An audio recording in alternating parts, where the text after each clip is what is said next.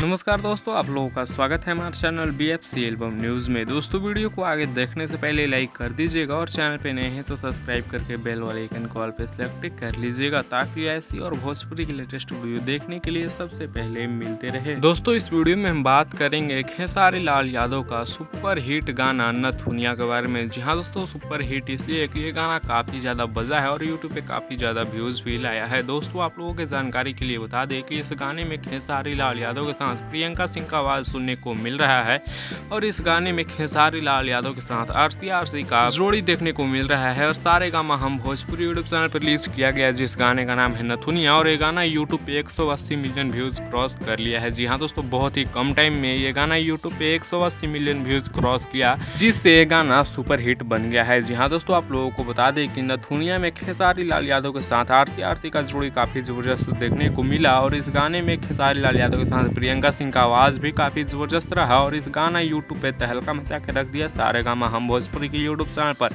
यह गाना 180 million views cross कर गया है। इस पे आप लोगों का क्या है कहना, आप लोग अपना राय नीचे कमेंट्स में जरूर दीजिएगा और आप लोगों का वीडियो कैसा लगा वो भी बताइएगा। अपडेट पसंद आया होगा लाइक सब्सक्राइब जरूर करिएगा। मिलते हैं जल्द ही नेक्स्ट वीडियो में नए अपडेट के साथ। टेक केयर, बाय बाय, जय हिंद। ऐसी और भोजपुरी की लेटेस्ट वीडियो के लिए हमारे चैनल के साथ जुड़ जाइएगा।